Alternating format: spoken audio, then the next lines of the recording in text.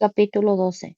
No dormí mucho la noche que precedió a mi expedición en busca de elefantes marinos.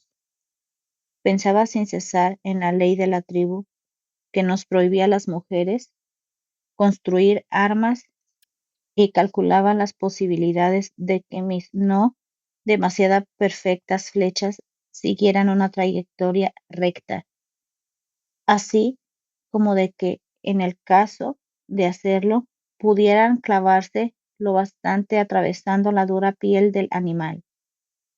¿Y qué pasaría si los machos se revolvían por atacarme? ¿Y si quedaba herida en la cacería y tenía que enfrentarme a los perros salvajes, de vuelta a casa, arrastrándome malherida por los senderos? Pensé, digo, en esas y otras cosas similares durante gran parte de la noche. Pero al salir el sol ya estaba yo de camino hacia el lugar favorito de los elefantes marinos. Cuando llegué al acantilado, las bestias habían abandonado el arrecife y se habían reunido en torno a la orilla. Los machos estaban sentados en la pedregosa pendiente y vistos de espaldas. Ofrecían todo el aspecto de unas rocas grisáceas. De un plano inferior, las hembras y sus crías jugueteaban entre las olas. Quizá no resulte exacto ni apropiado hablar de los jóvenes elefantes marinos, llamados crías, puesto que son en definitiva del mismo tamaño que un hombre hecho y derecho, pero con todo, son infantiles en muchos aspectos. Siguen a sus madres a todas partes, empinándose sobre sus aletas posteriores, como los niños cuando están aprendiendo a nadar, emitiendo agudos chillidos y ruidos que detonan extremo placer. Y como solamente los pequeños saben hacerlo, y antes de atreverse a abandonar la orilla para aprender a nadar, sus madres han de empujarlos hasta el agua, cosa que resulta en ocasiones bastante peliaguda debido a su gran peso. Los machos están siempre a cierta distancia los unos de los otros, pues son de muy mal carácter, celosos por naturaleza y prontos al combate en cuanto algo los molesta. Debajo de mí había media docena de ellos entre el acantilado y la arena, cada uno sentado en solitario y adoptando aires de gran jefe, mientras vigilaban sin cesar el comportamiento de las crías y sus madres. La hembra tiene un cuerpo suave y una cara que se parece bastante a la de un ratón, con un morro puntiagudo y largos bigotes. El macho, en cambio, es distinto. Su hocico se prolonga hasta laparle la boca. La piel es fuerte y áspera, y se parece a tierra previamente mojada, que se ha secado luego por la acción del sol, cuarteándose y descrebajándose. Es en verdad un animal francamente feo. Desde mi puesto de observación en la parte superior del farallón, observé con mucho interés a todos y cada uno de aquellos animales, intentando dilucidar cuál sería, por pequeño, la víctima más propicia. Todos tenían aproximadamente el mismo tamaño, todos, menos uno, que por otro lado era el más alejado del sitio donde yo me encontraba, y además quedaba en parte oculto por una roca. Era un macho joven, de un peso que quizá no sobrepasara la mitad de los demás, de la manada. Como no había hembras ni crías jugando cerca de él entre las olas, comprendí que no tenía familia alguna, por lo que no sería tan quisquilloso ni irritable. Me deslicé despacio acantilado abajo para alcanzar a mi víctima. Tenía que pasar por detrás de todos sus congéneros, procurando no alarmar a la manada. Son animales extremadamente valerosos y no temen a nadie, así que no se hubieran movido aún habiéndome visto avanzar, pero pensé que era mejor no ponerlos en guardia. Llevaba mi arco, que casi era tan alto como yo misma, y 5 flechas. El sendero era agreste y estaba cubierto de piedras sueltas. Procuré con exquisito cuidado no hacerlas rodar pendiente abajo. Caminaba también intentando ocultarme de las hembras, que se alarman con facilidad y hubieran prevenido al resto de la manada con sus alaridos. Me arrastré hasta colocarme tras una gran roca inmediata al macho joven, escogido como víctima. Luego, una vez en pie, puse una flecha en el arco, recordando repentinamente las aventuras de mi padre en el sentido de que, por ser mujer, el arco estaría hecho pedazos. El sol estaba hacia el oeste, pero afortunadamente mi sombra no era visible para el elefante marino. La distancia entre él y yo era escasa, y él tenía su espalda vuelta por completo hacia mí.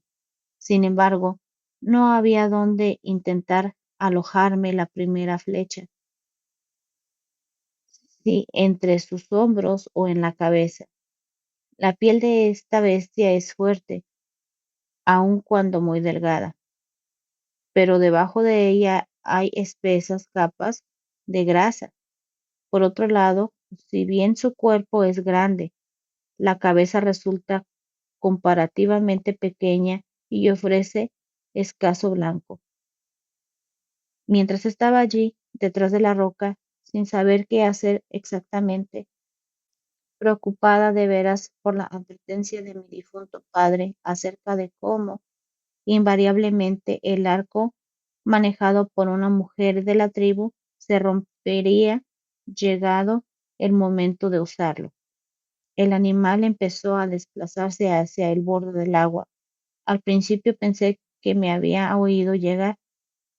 Pronto me di cuenta, sin embargo, de que se encaminaba hacia las hembras que pertenecían al viejo macho que estaba en sus inmediaciones. El elefante marino se mueve muy deprisa a pesar de su gran tamaño, bamboleándose a uno y otro lado, y apoyado en sus grandes aletas, que utiliza como si fueran manos. El macho joven estaba acercándose al agua. Lancé mi flecha y durante una parte de mi recorrido pareció ir directamente al blanco. En el último momento, sin embargo, cambió de dirección y pasó rasante junto a la víctima. El arco no se había roto, pero tampoco había acertado con el disparo. Obsesionada con el macho joven, no me había dado cuenta de que el viejo se deslizaba pendiente abajo, hasta que oí piedras que entrechocaban en aquella dirección. Llegado a la altura de su rival, lo derribó panza arriba con un solo golpe. El joven era tan alto como un hombre de buena estatura y 2 veces más ancho, lo cual no impidió, por supuesto, que ante la fuerza del golpe rodara hasta el agua, quedando momentáneamente atontado. El macho de más edad cargó sobre él moviendo furiosamente la cabeza y gritando con tanta fuerza que su voz resonaba por todo el acantilado. El rebaño de hembras y crías que estaban entre el oleaje, rascándose unas cuantas la espalda con sus aletas, interrumpió sus juegos para contemplar el singular combate. 2 de las hembras estaban en mitad del camino que debía seguir el macho anciano para acometer a su rival, pero la bestia pasó por encima de ambas como si hubieran sido unas piedrecitas de nada, valiéndose de sus poderosos dientes en forma de colmillo. abrió la larga herida en un costado del macho joven. Este último se levantó y al volverse pudo apreciar cómo sus ojos se habían tornado de un rojo brillante. Cuando el viejo cargó contra él por segunda vez, se le adelantó, hundiéndole los colmillos en el cuello. Al soltar su presa, los dos enemigos rodaron juntos por el agua, levantando columnas de espuma merced a sus frenéticos movimientos.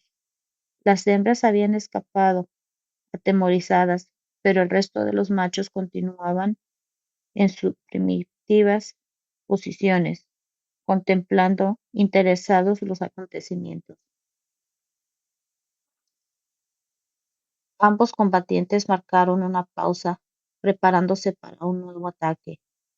Era una buena oportunidad para disparar otra vez mi arco contra el joven, que se encontraba tumbado sobre la espalda, con sus dientes hundidos en el cuello del enemigo, pero esperaba verla ganar la batalla, y por eso permanecí en mi escondite sin mover un dedo.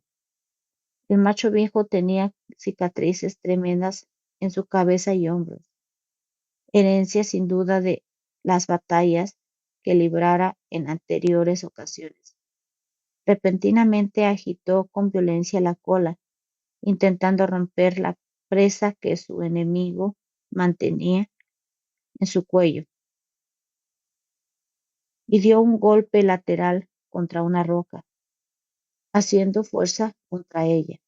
Sacó todo el corpachón fuera del agua y se deshizo del funesto abrazo del otro elefante marino. Trepó con facilidad pendiente arriba, con la enorme boca abierta, de par en par y seguido de cerca por su antagonista. Venía en dirección a donde yo estaba, así que, ante la urgencia por quitarme de su camino, sin saber si se proponía o no atacarme, retrocedí unos pasos. En ese momento resbalé una piedra y caí de rodillas. Sentí un agudo dolor, pero pude levantarme enseguida. Para entonces el macho viejo había dado la vuelta en redondo y se enfrentaba a su perseguidor con tal rapidez que el joven se había visto sorprendido por completo. Cayó nuevamente al agua con violencia, llevando además en el otro costado una profunda larga herida causada por los colmillos del viejo. Las olas se fueron tornando rojizas por la sangre, pero esta vez se incorporó sin tardanza, esperando la nueva carga de su adversario. Cuando ésta se produjo, se oyó un ruido como si en vez de animales hubieran chocado dos rocas. Una vez más, el macho joven hincó sus colmillos en la garganta del otro, y juntos desaparecieron bajo las aguas. Al emerger de nuevo, mantenían todavía su mortal brazo. El sol había desaparecido, la oscuridad era tan grande que apenas podía ver lo que sucedía. La pierna me dolía muchísimo, y como tenía que recorrer un largo trayecto, no quise esperar más. Conforme iba subiendo al acantilado, podía oír sus jadeos y sus gruñidos, que seguí oyendo incluso durante una buena parte del camino de vuelta.